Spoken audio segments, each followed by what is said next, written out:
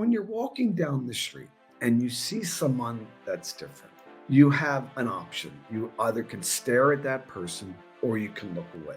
Well, when we stare at the person, we hear our mother screaming at us, don't stare. It's not polite to stare. You look away. Well, after 25 years of positive exposure, my friends have taught me that looking away sometimes is more painful than the staring.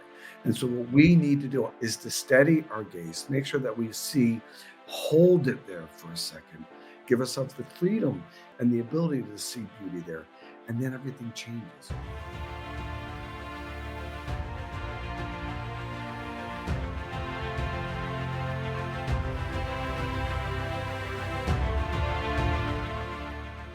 What is up, Impact Heroes? Welcome back to the show. I'm your host, Rick Ornelas. Thank you for spending some time with us today because we know time's a valuable resource and we're going to make it worth your while.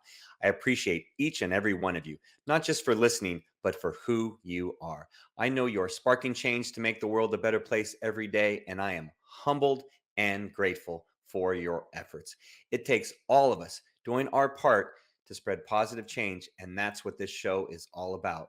Motivating you with stories of struggle, courage, and hope to empower you to make a difference in your life and the lives of others. In case you missed it, If everyone takes action like I've done, number one, the world would be a better place. You would have thriving people, not people just living day to day trying to make it. So if you've got a community of thriving individuals that are happy with their day to day life, that have food, that have a safe space to be in a community where everyone knows the value of life. That's a problem too we have in the States. We don't value everyone if they don't look like us and don't have the same beliefs as us. So if everyone did their part, we would be better people, we would be healthier people, not just because we have food. available everywhere you listen to your podcasts. Welcome back, Impact Heroes. Today we have the pleasure of speaking to our latest iSpark Chain social impact hero, and he is someone truly exceptional.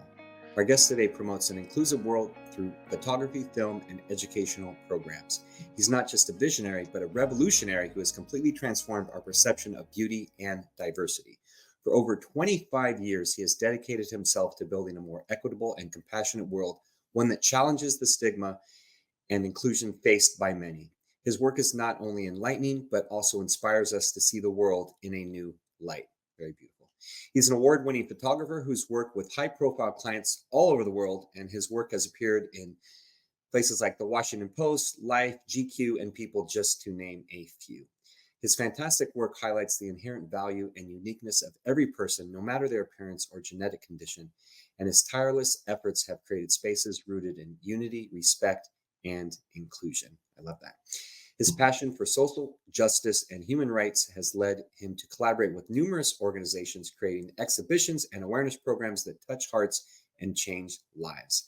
His story is a testament to the power of seeing beyond the surface, embracing differences, and celebrating the richness of human diversity. He has shown us that beauty is not just skin deep, but is found in our shared humanity, and that is beautiful indeed. Please welcome the extraordinary, visionary, and inspiring founder and director of Positive Exposure, Rick Guidotti. Rick, welcome to the iSpark Change podcast. Hey, Rick, thanks. Thanks for that beautiful introduction. And thanks. It's great to be here. Thanks for having me. Oh, well, you're fantastic. It's your story. I just shared it. So I always like to honor my guests by sharing how wonderful they are. So thank you for being the social impact hero that you are and for being a guest. Thank you, sir.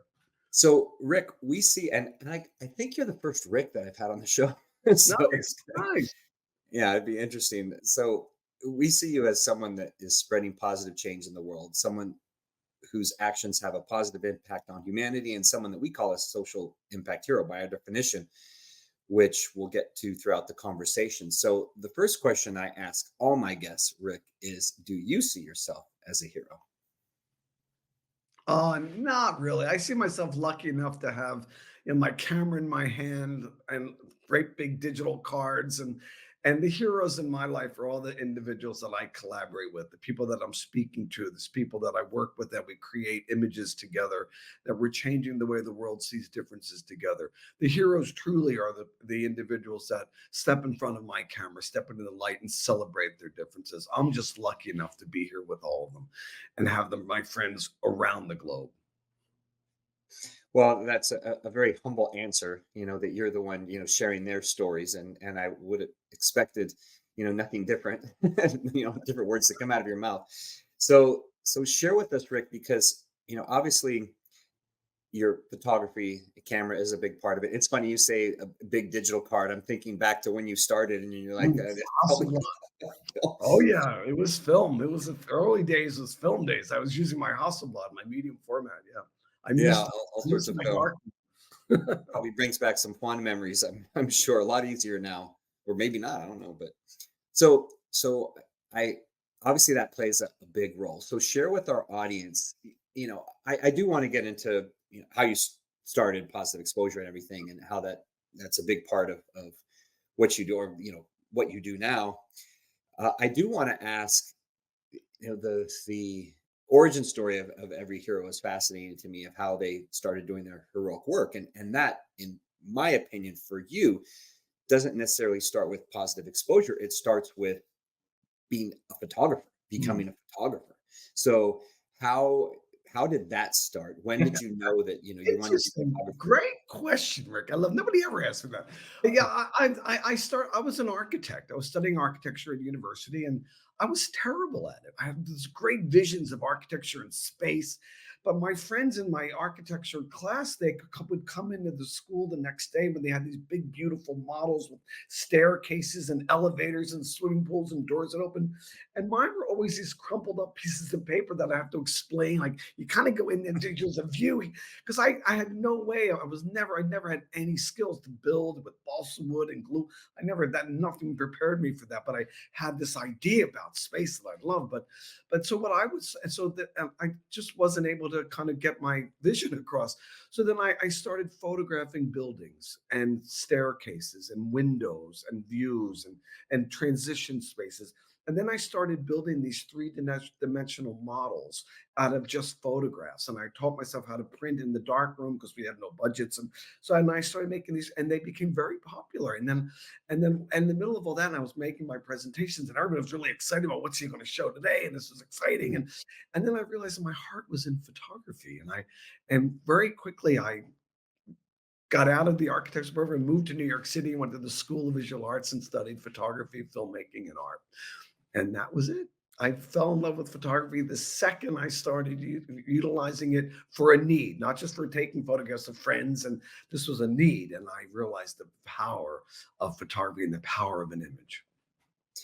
That's a really cool story. It's interesting because one of my sisters, she started in architecture as well, and I remember her just up till all hours of the night building those models that you It that was you talk terrible. about, right? Building those models, and same thing with her. She ended up switching to journalism because it was such kind of Well, tedious, fine detail work.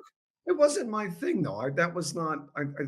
Didn't want to spend my time building models. I didn't understand that. I was like, "What? This is about space." And I Yeah, and I and I it was and I turned to photography to as a problem solver to kind of create a way that I can present what I'm feeling, what I'm seeing, what I'm sensing authentically. And that's where photography came in. And it's always been a tool for me to look at, realistically authentic beauty always. And I've used it as a tool. So it's so part of me. It's so in just built inside of everything that I do is about the image. And it's about beauty. I started out really I started my career as a fashion photographer and living in Milan and Paris, and my studios in New York City and on East 20th Street, and I just loved it. It was always about, I wasn't, a fashion photographer to date models, or it was really about the aesthetic of beauty. And what was so frustrating is somebody was always telling me who was beautiful. I was always forced to that this is the face of beauty this season, and we'd have to photograph that face, and then it would change the next season. We'd run and photograph that face, and it would change every season. What was so frustrating to me is, as an artist, I continue never to see beauty just on covers of magazines. I see beauty absolutely everywhere.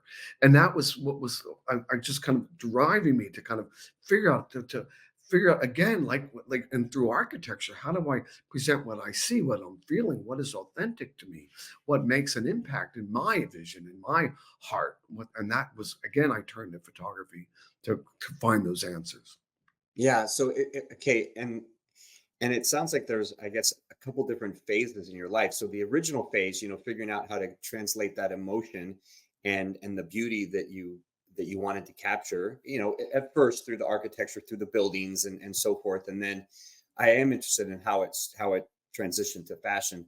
And then later in, you know, looking at beauty different ways, right? And beauty not defined by others, but all the different ways that you see beauty. And so I do want to get into that. So let's go back to the my first question though. How did you get into fashion in the first place? Was it the timing of what that's what was hot in It photography or was beauty or what? I was exploring beauty. I was exploring light and space, and it's still very much a part of what I do now. That light and space is always part of my vision. But early days, I was at the School of Visual Arts. I had friends at the Fashion Institute of Technology. I had actor friends, model friends in New York City. It was the early '80s, so I would photograph them. I was invited to photograph the fashion shows at FIT, and as soon as I took the first series of images, I photographed the senior fashion show at FIT, and those images were printed in Women's Wear Daily, and then they sent me to Europe to shoot the men's collections, and there I worked with Yves Saint Laurent, did his portrait that became an image that's in every single boutique worldwide, and I just kind of started connecting that way. So for me, it was I very quickly started fashion, and it was very easy for because it was about beauty. I Mhm. loved, and I realized even more so that I loved having that interaction. I don't think I've ever taken a photograph in my whole life. It's always been a collaboration. So I don't take photographs. I never did that. It's always been, let's work on this image together. Let's see what we're coming. That's so exciting for that. And that was all kind of part of my philosophy. So being looking at beauty and in fashion, it was an easy entrance to the world of fashion and beauty, but which quickly though became I did that for several years, worked for lots of magazines and Revlon and L'Oreal and it was great, but it was very quickly became a source of frustration for me again because I was always told to work within the parameters of a very stringent or very narrow parameters of a beauty standard, and I didn't see beauty in there. I saw beauty everywhere, and it was like amazing to be able to see that. It was leaving my studio after doing a casting for Elle magazine. Well, I think I saw every model in New York City that day. I was walking down my studios at Park and 20th. I was walking down Park Avenue and I spotted this kid waiting for a bus with white hair, pale skin, beautiful. Yet never had I met a model that looked like this kid. She had a genetic condition called albinism, or albino was the common term. Stunning, beautiful, breathtaking, yet never met a model like this. And I had to find photographs of this kid. The bus came, she got on, took off. I knew I had to find photographs. So I never saw a medical textbook prior to that moment because, again, I went to the School of Visual Arts prior to that. But I figured a medical textbook is where I'd find images of this gorgeous kid or friends of hers that shared the same genetic condition. And I went to those medical textbooks and I was so excited to find images of this kid. And I found horrible images. I found thousands of images of naked kids with black bars across their eyes and images in cancer clinics. And even the caption of one photograph was this bright red eye. And it said, the albino eye. This kid didn't have bright red eyes. She had blue eyes. So I knew instantly that there was something wrong going on here. Yeah. So okay, so that's the spark moment, as we would call it on our program. And then how, and we talked about this for a second off air, but how did that, how was the change for you to you're like, hey, this is not how I want to continue, in the fashion world. This is what I want to do moving forward and start really being able to share beauty from all different areas and creating positive exposure. How did that all Well, it happened. It was a series of events. But for me, keep in mind, though, too, is that for me, it's still about beauty. It will always happen? be about beauty for me. Yep. And from day one, it's been about beauty. So nothing really changed that much for me as an image maker, as someone that's capturing these images and collaborating on these images. But the things that have changed is that I was much freer and able to see beauty outside of those parameters and present that back. But realistically, there were several events. One big event was, you know, we're seeing all these negative images and this negative representation of albinism everywhere in medical textbooks and social media and movies was always the evil person.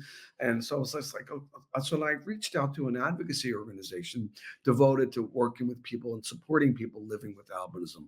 The organization is the National Organization for Albinism and Hypopigmentation. NOAH. NOAH is the group. I was very excited to find them. I called them immediately, said, "Hey, I'm a fashion photographer. Let's show the world the beauty of albinism. This is going to be amazing." And they said, "Get lost." They were very concerned about their fears of exploitation, negative representation. Every time there was a magazine article about a kid with albinism, it was always the story about a victim. It was always sensational. I was like, well, I have to agree with you. I can't find one positive representation of albinism. And I've been searching. So let's do something strange here. Let's form a non traditional partnership. Fashion photographer, genetic support group, and together we'll collaborate and create in collaboration a photographic essay that celebrates the beauty of albinism. And they agreed. And Positive Exposure was born that day. I'm very excited to get started. And in walks the first model. Her name is Christine, and she's gorgeous. She walks in, long white hair. She's about 5'9", pale skin, stunning. But she walks in with her shoulders hunched, head down, no eye contact. One word answers. This kid had zero self-esteem as a direct result to the bullying, the abuse that she experienced every single day in the classroom environment. And it broke my heart. I've never photographed anybody that had zero self-esteem. I've never met anyone like this before. I'm thinking, how am I going to photograph this kid? But just the day before, I had photographed Cindy Crawford on the same set for a Revlon shoot in my studio. And I thought, out of respect for this gorgeous kid, I'm not going to be fearful. I want to photograph her like I would any supermodel. So the fan went on, the music went on, and I literally grabbed a mirror that was next to the set and I held it up to her and I said, "Christine, look at yourself. You're magnificent." And this kid standing there and here looked in the mirror and she saw what I saw. And she just put her hands on her hips, head in there, and exploded with a smile that literally lit up New York City. And that changed my life. And that was it. When I saw that, and I saw the power of a photograph and that collaboration to explode this kid. This kid desperately needed to change the way she saw herself. Her community desperately needed to change the way that they saw her difference. So she created a philosophy that drives positive exposure more than 25 years later. And that philosophy is change how you see how you change. She Yeah, won't. I did want to touch on that because that I'm sorry. obviously, that motto, that slogan captured my attention, for sure. So what was the result? What was the impact of that shoot that you did Well, it was a with cover, the it was kind of it was a cover story in Life magazine about 6 weeks later, so which is kind of amazing. And the article was called "Redefining Beauty."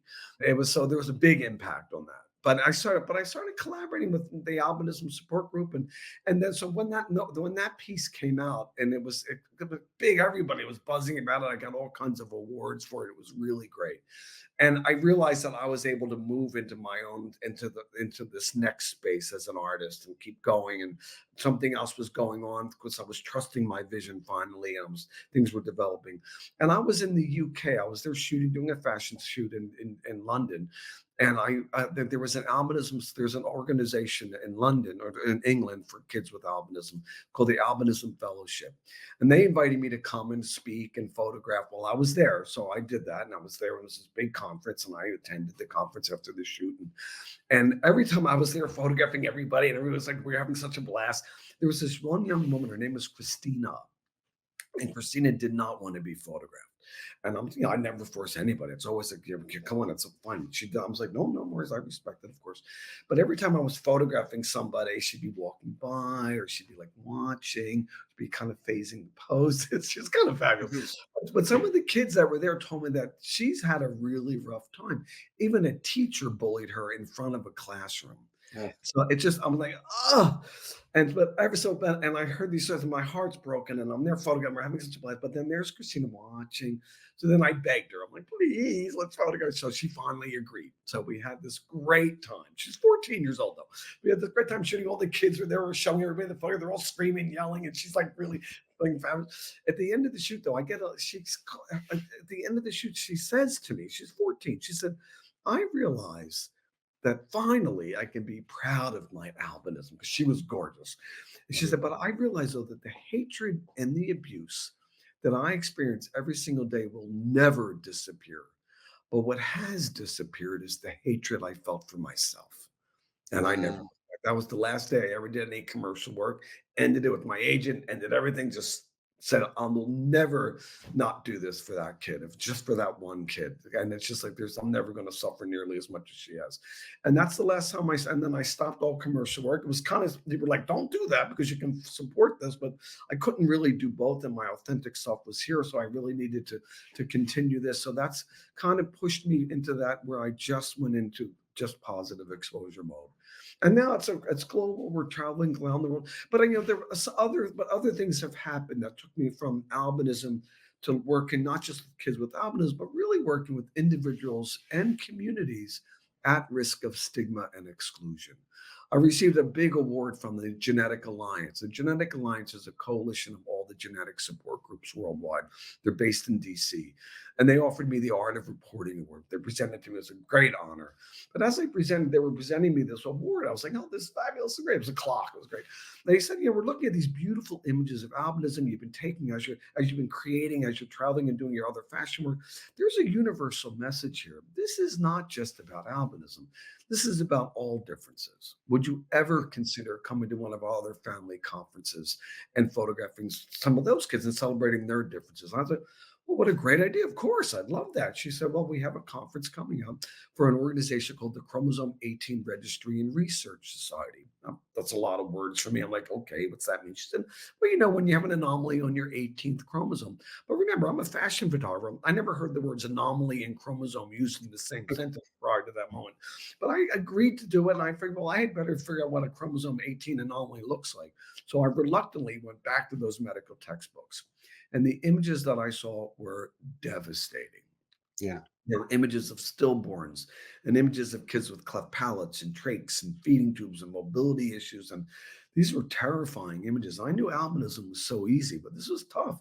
But it was in San Antonio. I had these images burned in my head, and I walked into the auditorium, and there was a clown on stage making balloon animals. I'm thinking, how am I going to photograph these kids? But I walked into this auditorium, horrible images in my head, and I was surrounded by kids screaming with laughter. There were kids with cleft palates and trachs and feeding tubes and mobility issues, but they were kids. I was like, where was that one giggle when I was trying to figure out what a chromosome anomaly looked like? Where's that Yeah. one smile when I was trying to find a humanity or find a connection as a human being to that person, or as an artist or as a photographer to Mhm. collaborate? None of that was in any of those images. But as soon as I walked into that room, it was like, wow, I was completely surrounded by beauty and humanity and hysteria. And we were laughing and giggling. And then I realized my whole life I've been training to do this. I was absolutely in training to kind of create, to be there at that moment. And you've done a number of exhibitions and Oh, different things with all sorts of different types of I guess through that organization for all different types of conditions and individuals or what? yes, yes. We so once I received that award, and when I came back after that weekend, very soon after that, I was approached by Francis Collins, who was the former director of the NIH, National Institutes of Health. He was then the director of the National Human Genome Research Institute. They just finished mapping the people's genome. And he invited me to create an exhibition that would launch at the Museum of Natural History in DC, and then would travel to Smithsonian sites globally celebrating the people's genome. And his idea was to look at a diversity within the albinism diagnosis, within albinism, to show diversity within that. And that was going to be the exhibit.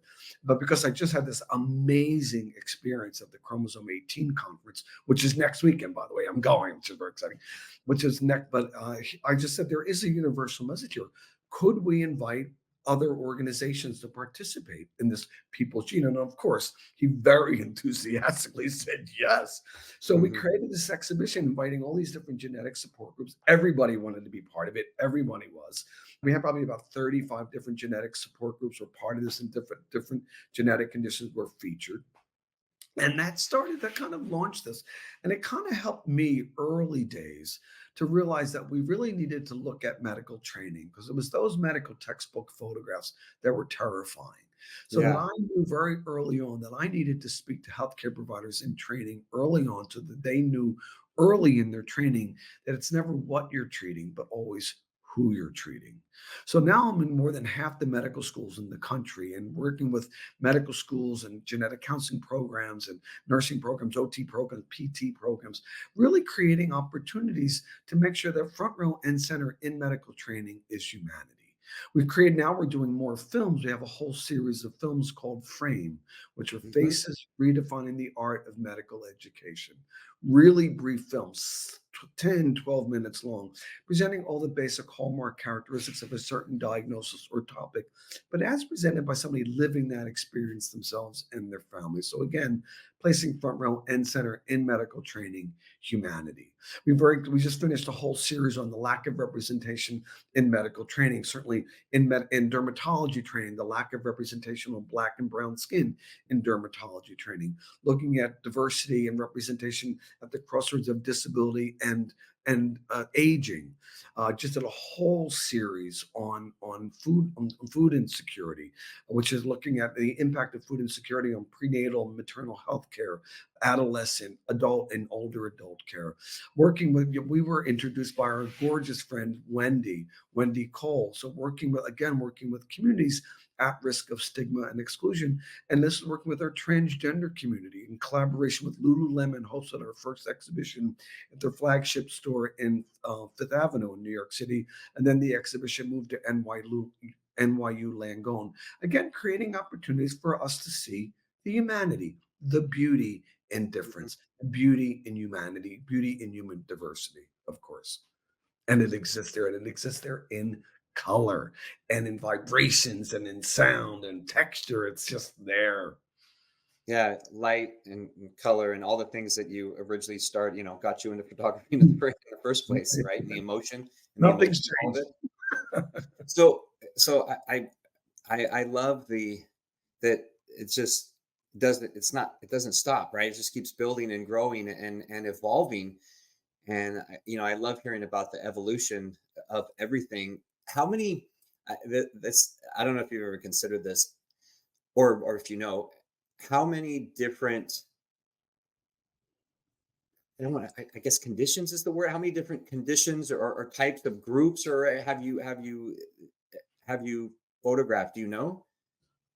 Probably not. Probably not. It's the idea is I know that there are over 7,000 rare diseases out there. Certainly, we're not there yet, but we're getting closer. But again, we're not just looking at diseases that are in healthcare. We're looking at individuals that feel that they're at risk of stigma and exclusion. Hmm. So we Yeah. just did a whole beautiful day at our and oh, actually we should talk about the gallery. We have a gallery. But we did a whole beautiful shoot during Facial Equality Week in collaboration with a beautiful organization that we work with called My Face, that work with kids and adults living with cranial facial differences. Maybe not a diagnosis, but a cranial facial difference, whether it be through Hmm. scarring or through a genetic condition or however that happens to be. Yeah. But again, it's celebrating difference and it's looking at so it's it's really allowed itself to really spread beyond the genetic terms or Yeah.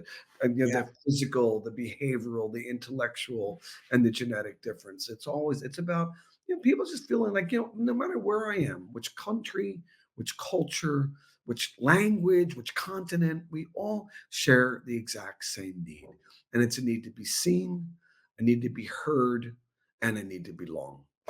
Yeah. So simple, so Yeah. simple.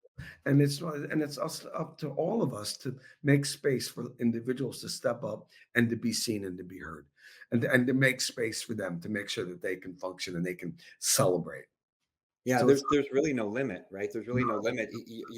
You've been doing it for about 25 years, I guess, for positive exposure, and you'll be doing it for 20, you can do it for 25 more if amazing.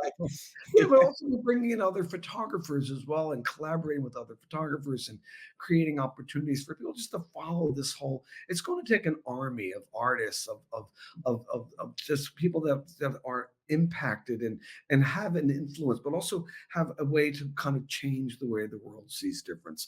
So it's about finding allies and collaborators and building that team. It's a human movement. Nobody wants Mhm, to be seen as that difference. People want to be seen as as this light that they are, and it's mhm. about being able to see that light and celebrating that light, for sure, for sure. Yeah, and that's Let me ask fantastic.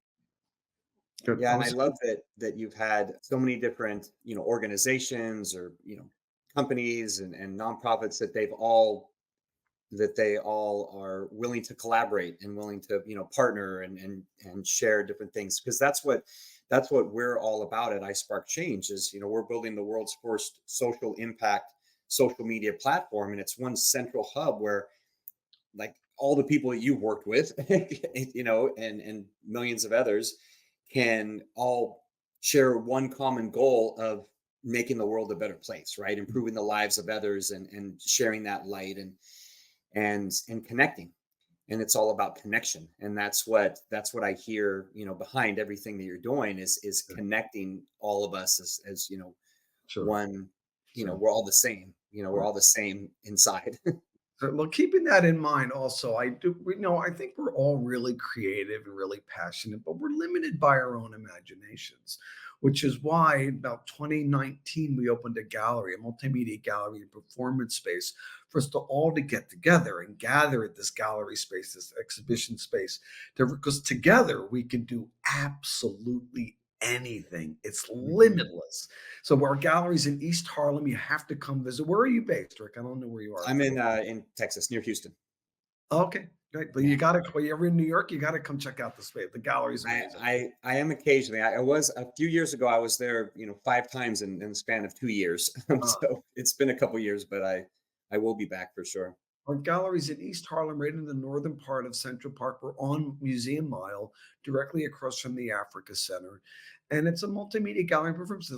Last month we had an exhibition which was extraordinary. It was med students, first year med students at Mount Sinai, illustrating their journey to medical school through their art, through music, through painting, through photography. It was an extraordinary exhibit. And now, currently, we have a beautiful show of the Dr. James George mind blowing exhibition. This is just incredible. He was an ER doctor. He had a spinal cord injury. He had an injury, a spinal cord injury, was in a coma, and getting himself through that, realizing that his life is forever changed because of this accident, his spinal cord injury, and getting through that, he just to kind of get him back, at least to start feeling more human again. He started with art therapy, which he was just like, and all of a sudden he's turned into this prolific, brilliant artist, and Mm. his work is like all like he's exhibited around the country. But his we have a gallery up until the middle of July of his work, and it's like the most breathtaking. And so the idea here is I'm always bringing in healthcare providers and saying we know that there's a lot of science in medicine, but there's a Yeah. lot of art and passion in medicine as well. Don't put your tutu away. Don't take your dancing shoes or your paintbrush or your camera. Hang on to that. Bring that with you because it's going to help you see clearer, help you really make those connections. We're doing this whole series of photographs now, like working on, as you know, you heard me talk about those medical textbook photographs that I Hmm. talk about. They're dehumanizing, demoralizing, grim images. So it's always been a goal of positive exposure for me as an artist to replace or offer an alternative to those grim medical textbook photographs. And we're about to launch this new platform, and it's called Textbook Beauty. This is really a cool name. I love it. That And is a it's going cool to be name. also, and it's going to be offering images, positive exposure images to healthcare providers in training and faculty to use as an alternative to those demoralizing, dehumanizing, grim images currently used in medical textbooks. Yeah, your impact is it just continue everything you share just continues to ripple far, far and wide, and will continue to do so, Rick, which is incredible. Yeah, I asked you the question about the different types of individuals that you photograph. You talked about huge digital cards. So any on an average shoot, how many images are you taking on that? Bazillions, bazillions. Yeah, Yeah, there's no limit. yeah, but because it's never there's never a cookie cutter kind of approach. Everyone has their key. Everyone has that light that they need right on them before they and they Yeah. so I use sometimes I'm not even focusing the camera. We're just making those connections, and we're just shooting kind of the sound. It's almost like a musical score to this opera we're creating that we're and this dance that we're doing, this choreography. And but it's always like, here's the photograph. Look at that. Let's how are we going to just move this?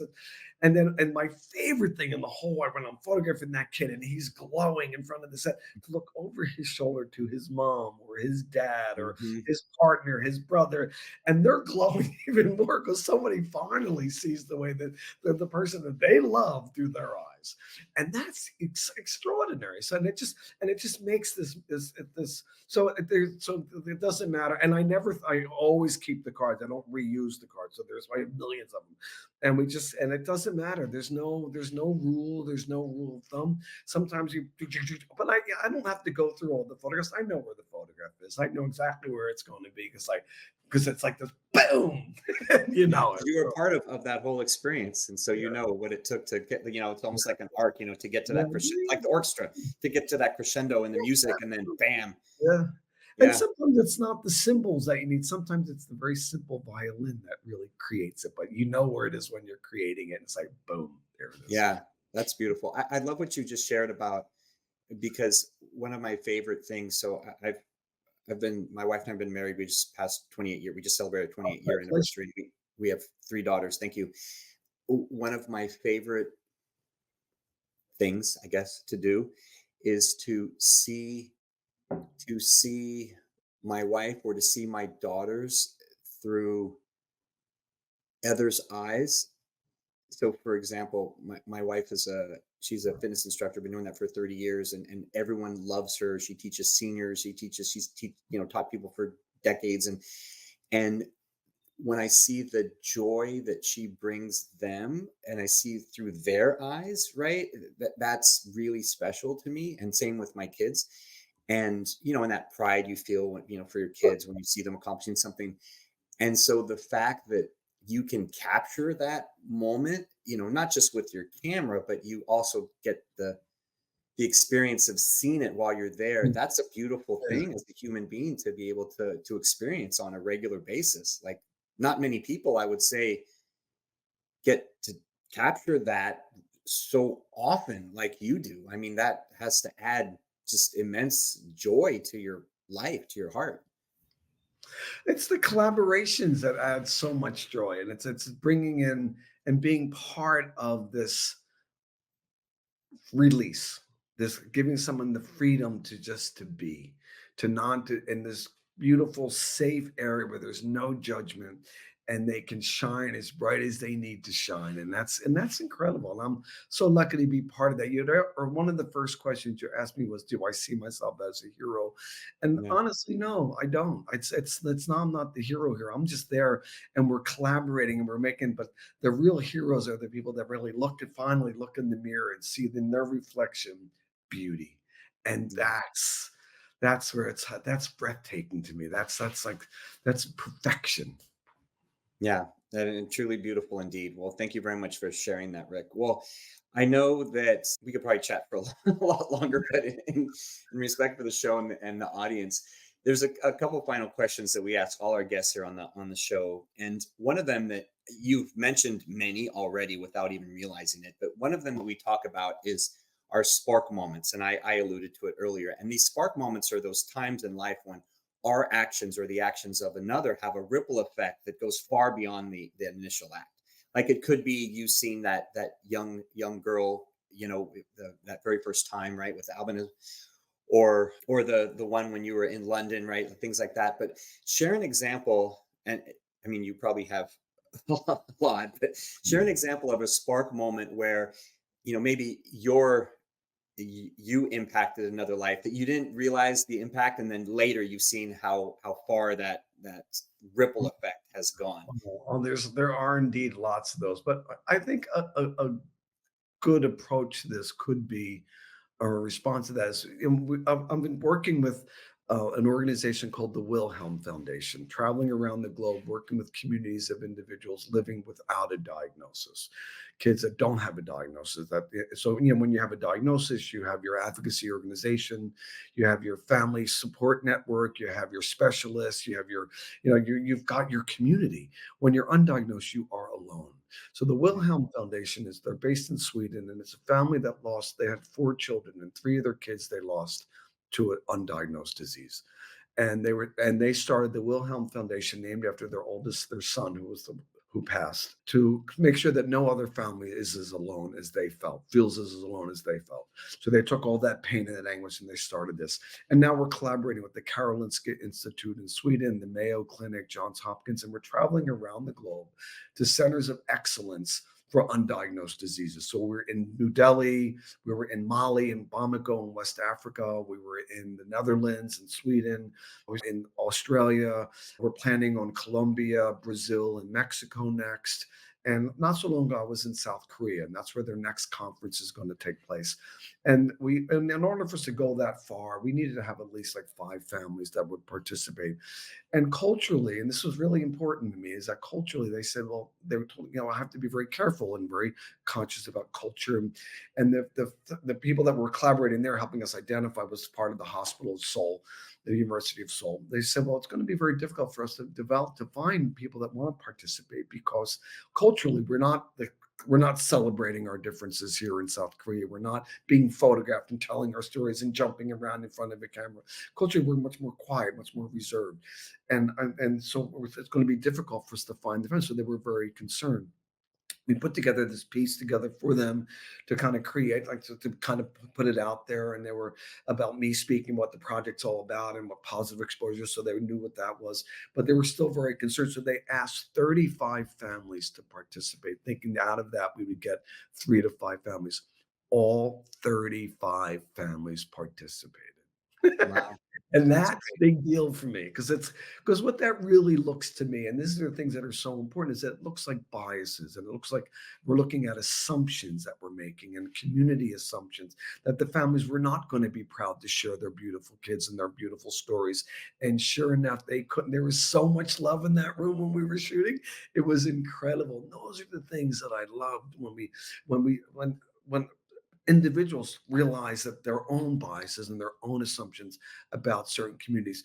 There was a journalist that we got a lot of press around this when we were there shooting in Seoul, and this really beautiful newspaper, one of the biggest in Seoul, and they were going to run it digitally, and they were going to do it in the following Sunday, and in the newspaper, but this was digital at first, and it was me photographing everybody. It was great, but they blurred out everybody's photograph that I was Mm, photographing. And of course, my head exploded, and I called them and just said, "You what? Pull that! Don't you understand that these families were so proud of their kids? They're not ashamed. No one's hiding. That's the whole purpose." And the mm, journalist said, "Oh my God, you're completely right. We did that. We got this completely wrong. We again because that's how we always presented anybody that had yeah, any because we felt that they were going to be ashamed, like we thought that they should be ashamed. But yeah. realistically, that was on us, not on them. Mhm. They removed all the blurs, and when it ran in the newspaper, the blurs were gone, which is great too. It's Yeah, like that's fantastic. again, And I'm but sure, then that changes. It changes, and those are the things that are impactful to me.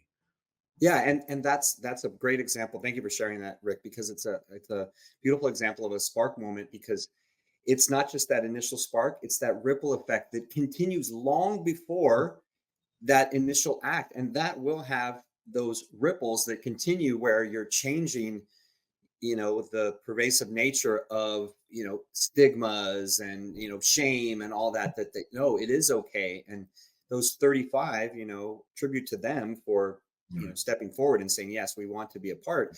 And then there'll be many others that will, next time, you might have 100 or Right. next time you're there. So, Right now we're collaborative. Also, mental health is very important to us, and so we're right now and have always collaborated with individuals living with mental health challenges. Because, as you know, mental health challenges can be invisible, yet carry the greatest stigma.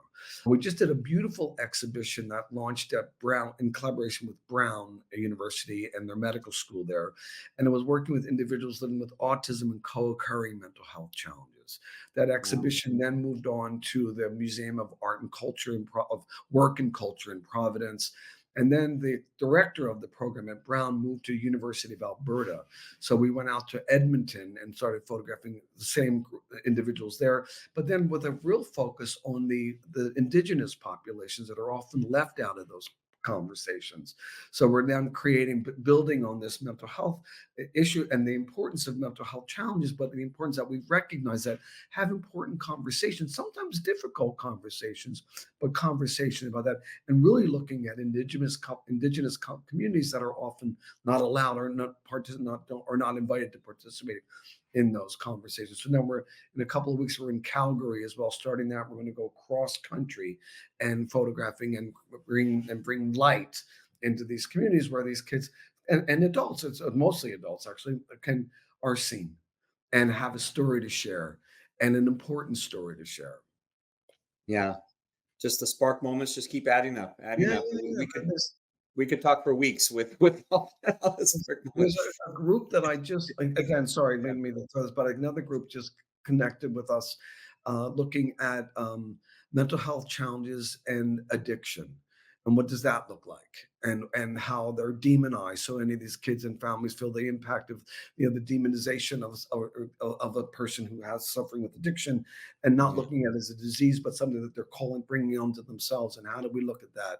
And so we're starting this new collaboration there to really start these conversations again. So there's just so much to do, and I'm always looking for allies and people like yourself. They're able to spread the good word and the good messages and get people involved and get us all using our creative juices to change the way the world sees difference for sure. Well, fantastic. Thank you. Yeah, we're happy to share and we're so glad that you did come on the show, Rick. And hopefully there'll be others that see this and as a result of seeing this episode or hearing this episode, they'll want to collaborate with you. So we'll make sure we put down in the show notes. So best place to connect, positiveexposure.org, Facebook, Instagram. Positive We'll put exposure, all that in the show notes. And then, yeah, if there's anyone, they can definitely connect with you there. and come Well, visit us. yeah, and come visit and come visit. Yeah, East Harlem for sure, for Yeah. sure.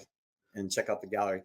So, one final question, Rick, and Mhm. this is a question we ask all our guests here on the program because our goal at iSpark Change is to positively impact 1 billion people within 5 years of launching our upcoming social impact social media platform. Now, we know we can't do it alone. We know we need the help of impactful leaders like yourself to help show others the way because many people feel, as I once did, that they're too small to make a difference.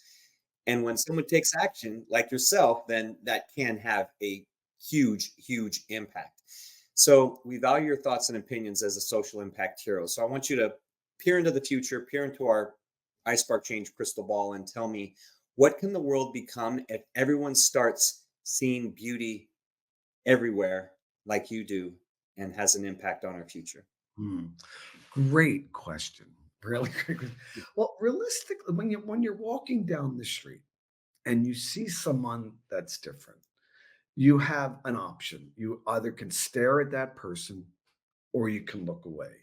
Well, when we stare at the person, we hear our mother screaming at us, don't stare. It's not polite to stare. You look away. Well, after 25 years of positive exposure, my friends have taught me that looking away sometimes is more painful than the staring. And so, what we need to do, our responsibility is to steady our glance, to steady our gaze, make sure that we see, hold it there for a second, give ourselves the freedom to see, to breathe that in and to see beauty there. Give ourselves the freedom and the ability to see beauty there. And then everything changes. You're enlightened and you stay enlightened. You don't switch back after that person walks away. You stay enlightened. You don't have to go up and say hello. You don't have to say hi. You don't it's just you change. It's in an internal change, an internal shift that happens. That's so important.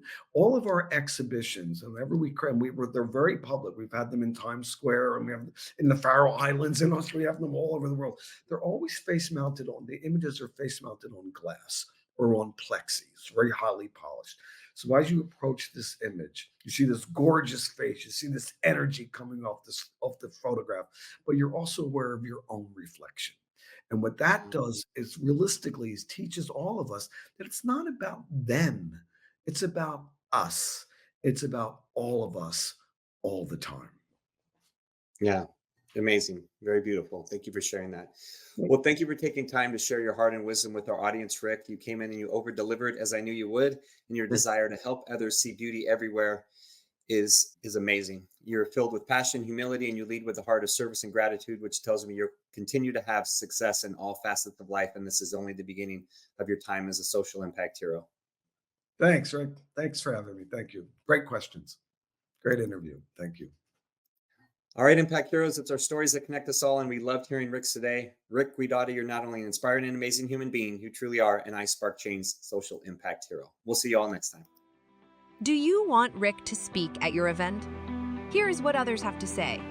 Did not know his story, and it was so inspirational, and his presence on stage, his authenticity was just incredible. Performance made me feel some type of way. My name is Craig Siegel. If you're looking for a speaker for your next event, hire Rick. I promise you this, you will not be disappointed. Visit rickcornelis.com to book him today. Remember, Impact Heroes, every positive action can be a spark moment that has a ripple effect that spreads far beyond the initial act. So go out there and spark change. Don't forget, if you enjoyed this episode, then please smash that 5-star rating on iTunes or Spotify and leave a review. We value your comments and we want to hear from you in the community. Thank you for listening. God bless you, and we'll see you next week on the iSpark Change podcast.